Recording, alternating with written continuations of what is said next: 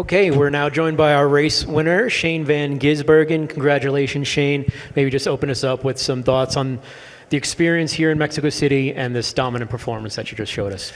Yeah, thank you, everyone. Yeah, brilliant day, brilliant weekend, I guess, for us with a pole and a win.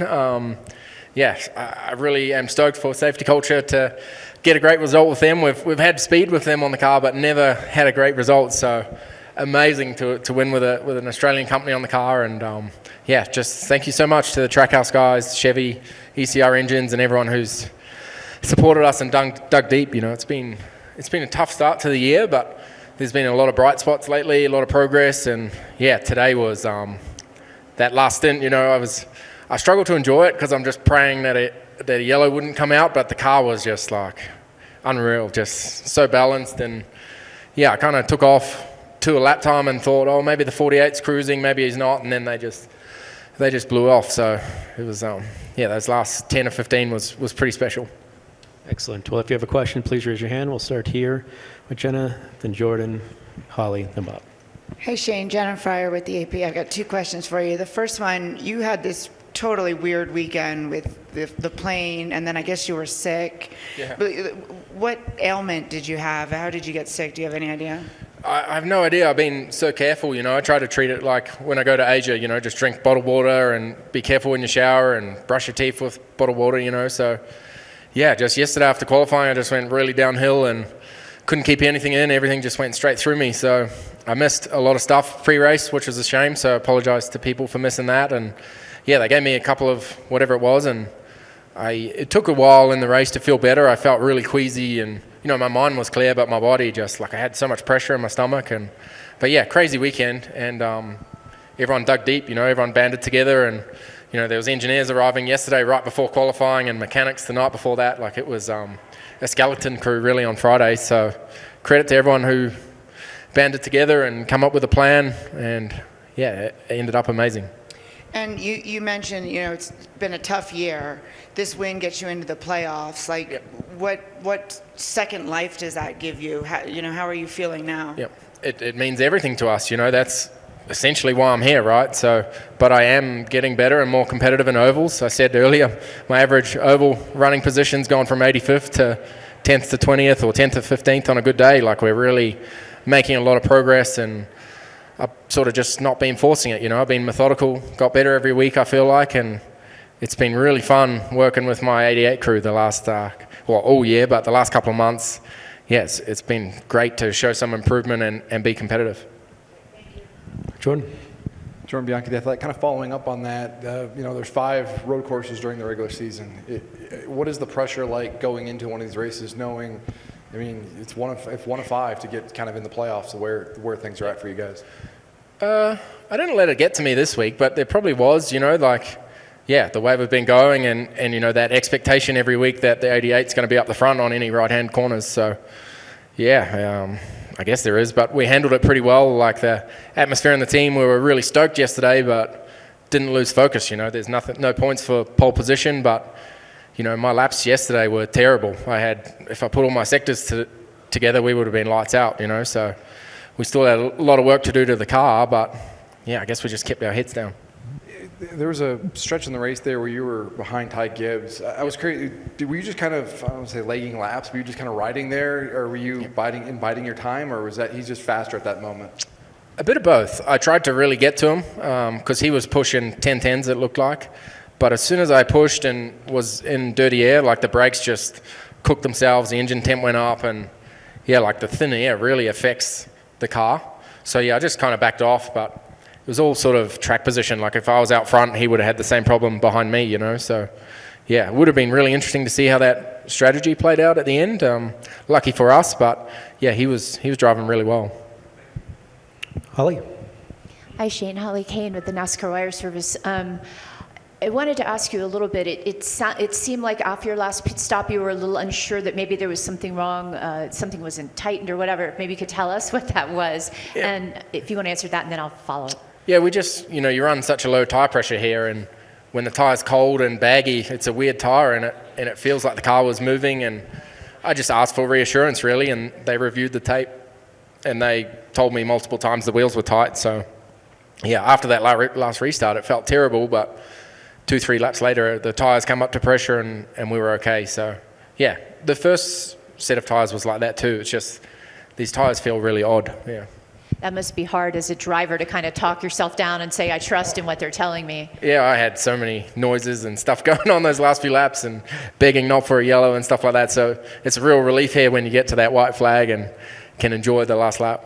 And my last question was, you won by such a large margin, and I guess you also were like, let me go, and they were telling you, calm down about it, but I believe it's one of the largest margins of victory this season, if not the, so. Wow, yeah, that's unreal. Yeah, Stephen he kept telling me to slow down and telling me what the other guys were doing, you know, and I tried to back it off 6-8 tenths, and I just kept making mistakes, you know, you lose focus and you start thinking about what's going to happen, you know, so I just wanted to knuckle down and concentrate at the task at hand, and I think it was 36 zeros and 35 eights. I was just trying to do that every lap and challenge myself to be consistent, to not lose focus. Go to Bob. Bob Hawkers, Fox Sports. Did they give you any medication or anything during the race? And like pre-race, did you go and get fluids, or what did you have to do? Where's Peyton? I don't know what it was they gave me, but yeah, it certainly helped. I took it just before I got in the car, and yeah, it took probably an hour, you know, into that first stage. I drank as much as I could, and I thought I was starting to get a bit better by then. Do you think, I guess, were you lucky it was cool temperatures and everything, or were you feeling pretty bad in the car during the race? The first stint, I was feeling pretty average. I was like, this is going to be a long race, you know, it's 100 laps, and the first stage was only 25, I think, you know, and I looked at my watch and my heart rate, I need to calm down a bit, you know, so I kind of had to manage myself, whereas normally you just push flat out without a think of the fitness. So, yeah, it's pretty average to feel like that in a race car. Come up here in the front left. Hi, my name is Linda Aguilar from Guerrero Sport. What was the most difficult part of the circuit for you?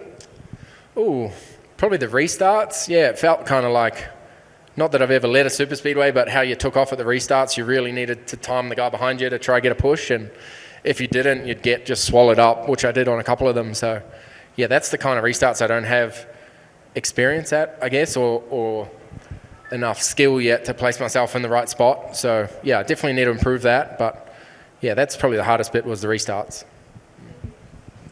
Go up here in the front. Hello, Mr. Van Gisbergen. Van Gisbergen, I'm really Better sorry. today. Congratulations on the win, an amazing drive. And I'd like to repeat the question that I asked you yesterday. After everything that's happened, does it now feel like a déjà vu compared to Chicago? Ooh. No, it feels completely different. Like I felt pretty out of place at Chicago, you know, no one knew who I was, and we were pretty under the radar really into that weekend, which was perfect for me. And this weekend, you know, the expectation and the favoritism's there, so it feels polar opposites really. So yeah, this weekend is really, it's like a privilege to execute, and everyone did their job right, the pit crew, the strategy. It's amazing how it worked out. Thank you. Go to Jerry. Hi, Shane Nicolás Schiller for El Universal Deportes. First, to ask you, how do you feel after winning for the first time in Mexico, with all that means, you know, it being the first time that the Cup Series is being held here in Mexico City? Yeah, it was amazing. You know, yesterday I had goosebumps watching Daniel win at the hotel, and I've won at home before when Fiat Supercars went to New Zealand, and New Zealanders are a bit more reserved, I guess, than Mexicans. And it was amazing, the reception, the crowd, and even today when he's on wets and, you know, he's got no chance, he got to the lead and you just see the crowd erupt, you know. It's amazing the support that he had and how much this race meant to everyone, and you see people so stoked to meet you for the first time. Like they've been NASCAR fans for years but never been able to see the race in person. So I thought it was a really cool weekend and I'd love to come back here. And my last question, what is your opinion about the Autodromo Rodriguez, the track in particular? I didn't find it the most challenging. It's all first and second gear corners, so quite boring. I like a track with fast corners and you really got to hang on to the car and commit. So the track itself wasn't that challenging. It was first and second gear everywhere and a lot of technique, I guess. But yeah, that's why in qualifying, everyone was within 8/10 or a second, you know, like it's close because the track is not challenging. So, but that's probably what made the racing so close, I think. Good, Jerry. Jerry Jordan kicking the tires. And Shane, you may have been asked, I'm not sure, but this is a season changer for you.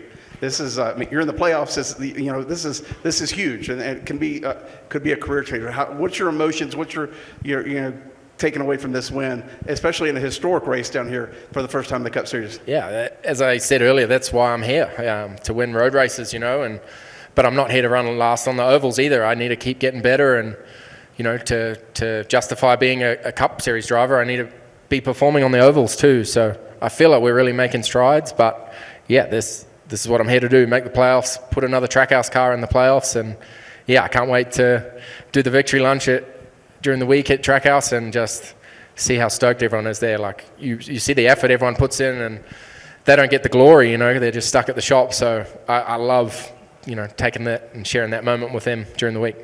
Does this take the pressure off of the other road courses that you would have had to worry about, you know, throughout the rest of the year? Maybe, you know, but it might change. You know, it changed last year how we raced. We won the race at Portland, then we started racing for playoff points, and, you know, it changed our approach to the races with flipping straight stages and stuff like that. So now we're trying to get as many playoff points as we can. So yeah, I guess it does take some pressure off because we can freestyle a little bit more, but every race we go to, the expectation's going to be there. Jeff, did you have a question? Yeah, Jeff in the middle there, yep.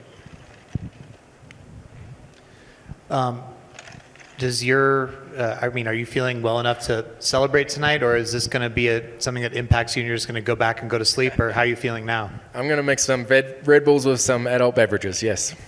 And then is your fire suit clean? Are we talking you have a clean suit here right now? No, we had a spare one ready to go, but all good, no dramas, safe. We'll go up here to the front to Zach. Hey, Shane, you talked a little bit about the vibe and the atmosphere of this. Did it meet up with your expectations, and how maybe did it compare to some of the other events that you've raced in around the globe?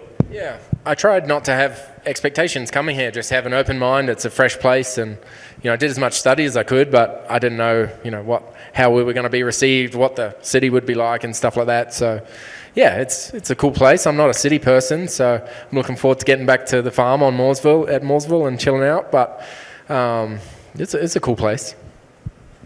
Go over here. Okay. Hi, Shane.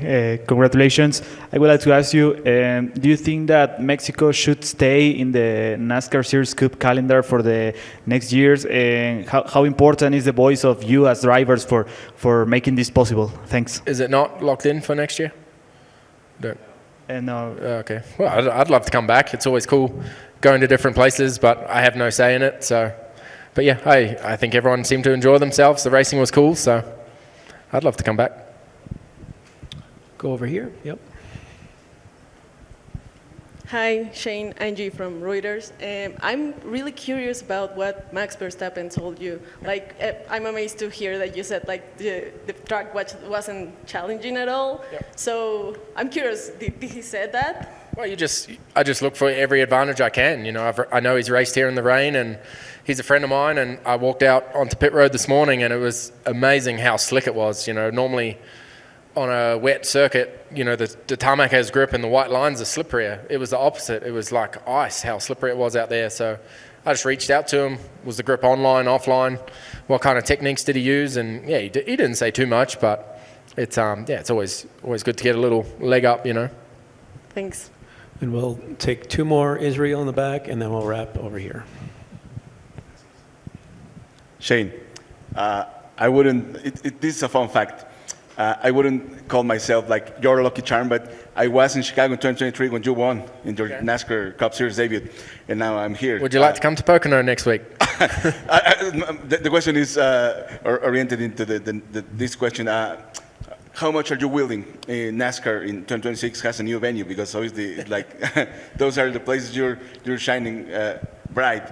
Rumor has it maybe Canada is going to be in the schedule next year. Yeah, new places are always great. You know, when we go to like a Darlington or a Texas or a Vegas, and like I'm 3-4 years behind really what these guys do, and you know the car can go flat out at Vegas on the first lap, and I'm like, Jesus Christ, we're doing 310 Ks into here, and I have to go flat out. Like it's eye-opening stuff, and practice always takes me a bit of time. You know, that's how I've grown up racing. So yeah, I love new places. It puts me on a level playing field, and I always feel like I'm playing catch up. And every time I go back to a track for the second time in a Cup car, I feel like I make big gains. So yeah. We'll finish up over here. Here. Congratulations. How special will the Hermanos Rodriguez racetrack be in your career?